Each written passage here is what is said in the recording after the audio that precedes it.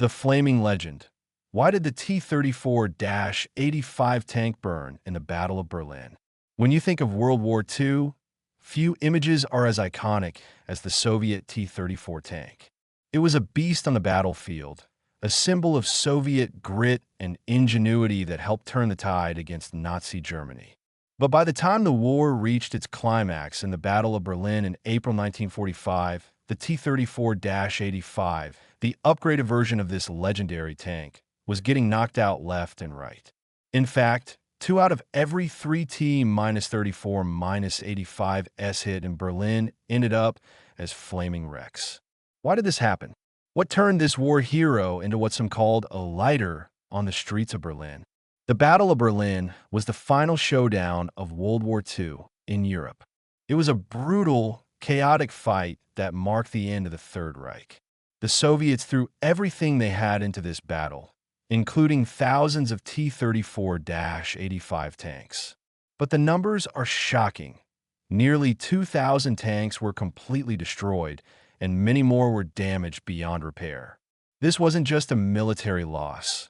It was a wake-up call about the limits of even the most legendary war machines.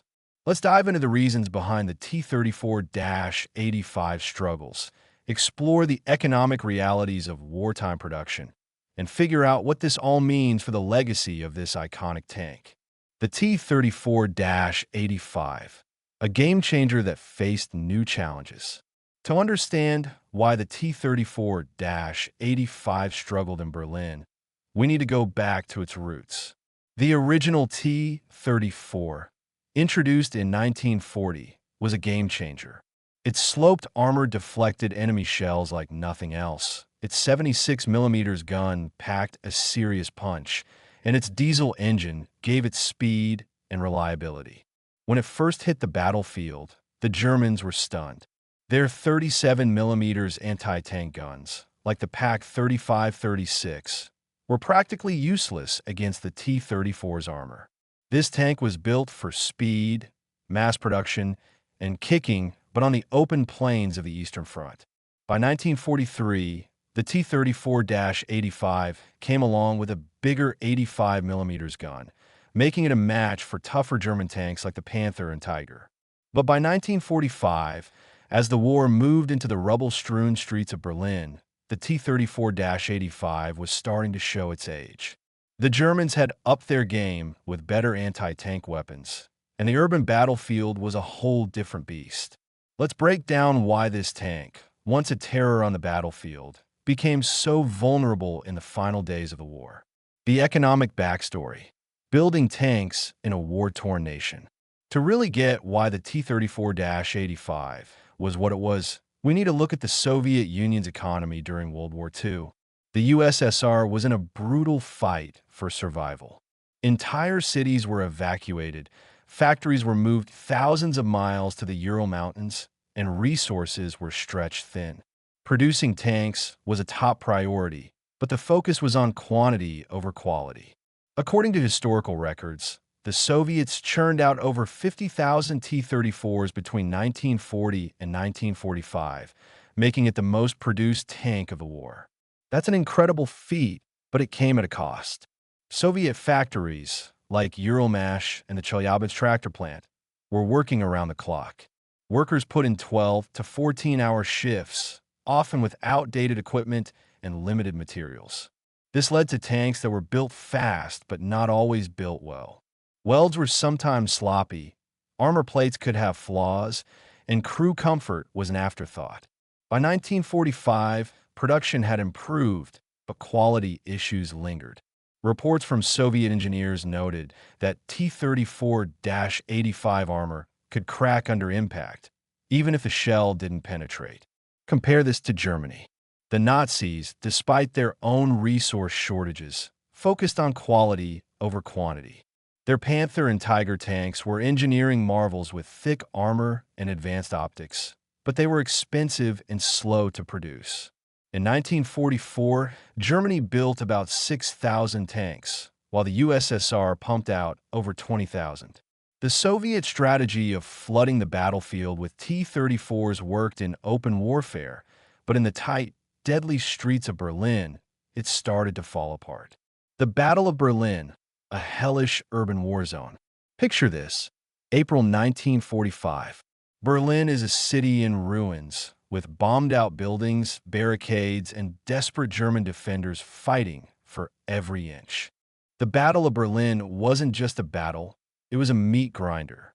The Soviets, led by commanders like Marshal Zhukov and Marshal Konyev, threw around 6,000 tanks and self-propelled guns into the fight, including T-34-85s, American-supplied Shermans, and heavy IS-2 tanks. But the losses were staggering.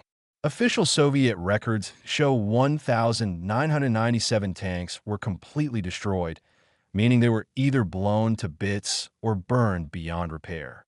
For example, the 1st Guards Tank Army, led by General Katakov, lost 123 tanks between April 16th and 19th alone, with 93 of them reduced to ashes. That's a jaw-dropping 75% of the tanks hit turning into fireballs. The 2nd Guards Tank Army fared no better, losing 209 tanks, including 123 T-34-85s and 53 Shermans. So what went wrong? Reason 1. Armor that couldn't keep up. The biggest issue was the T-34-85's armor. Back in 1941, its 45mm sloped frontal armor was revolutionary. German 37mm guns couldn't touch it, and even early 50mm guns struggled. But by 1945, the Germans had upgraded to 75mm anti-tank guns like the Pak-40, which could punch through the T-34-85's armor from up to 1,000 yards away. In the close-quarters combat of Berlin, where fights often happened at 50 to 100 yards, these guns were deadly. Then there were the Panzerfausts, cheap, disposable anti-tank rocket launchers that German soldiers, including teenagers and old men, used with devastating effect. A single Panzerfaust could penetrate up to 8 inches of armor, more than enough to knock out a T-34-85. In Berlin's narrow streets, German troops hid in basements, attics, and behind rubble, waiting for the perfect shot. Soviet reports estimate that Panzerfaust accounted for about 30% of all tank losses in the battle. Reason 2. Urban combat was a nightmare. Urban warfare is a tank's worst nightmare, and Berlin was the ultimate test. Unlike the open fields of the Eastern Front, where T-34s could use their speed and maneuverability, Berlin streets were a maze of death traps. Collapsed buildings, barricades, and debris made it impossible for tanks to dodge or flank. A T-34-85 stuck in a narrow street was a sitting duck for German anti-tank guns or Panzerfaust-wielding infantry. The Germans were masters of urban defense. They set up ambushes, placing anti-tank guns at intersections and in buildings, catching Soviet tanks in crossfire. The Soviets, in their rush to capture Berlin, often sent tanks in without enough infantry support. In an ideal world, tanks would work with infantry and artillery in combined arms teams, with soldiers clearing out anti-tank threats and artillery softening up defenses. But in the chaos of Berlin, this coordination often broke down, leaving tanks vulnerable. Reason 3. A deadly design flaw.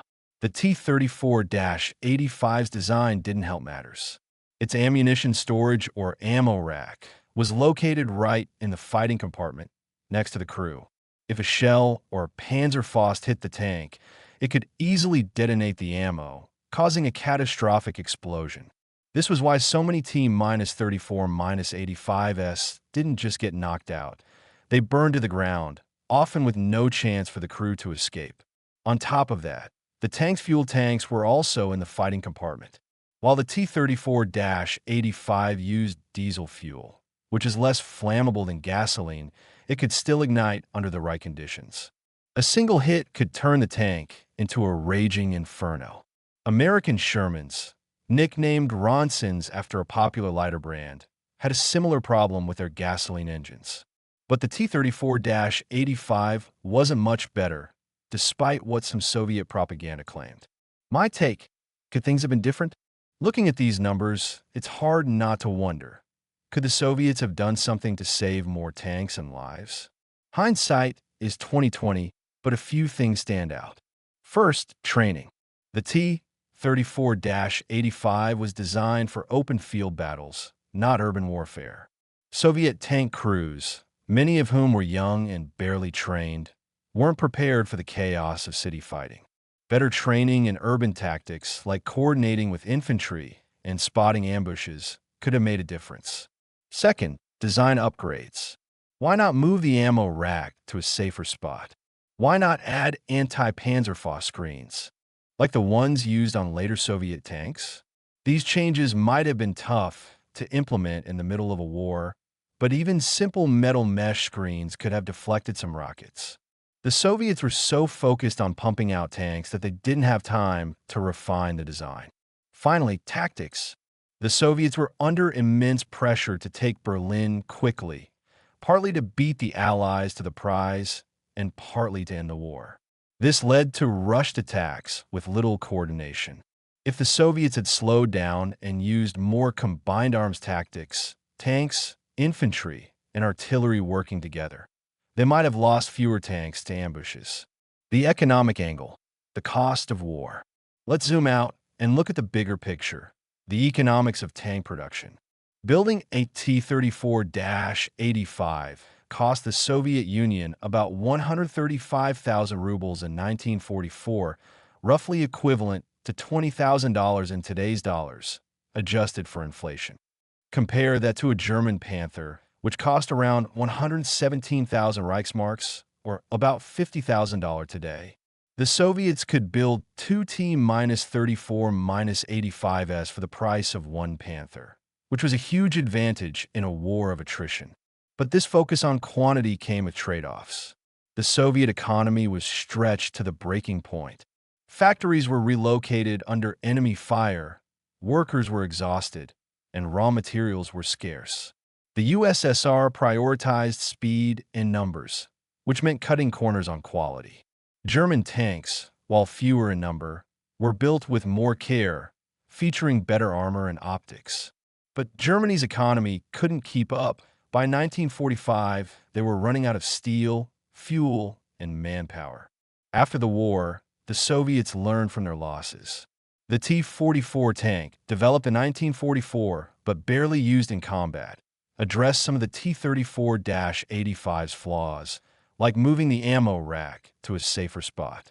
This paved the way for later designs like the T-55, which became one of the most iconic tanks of the Cold War.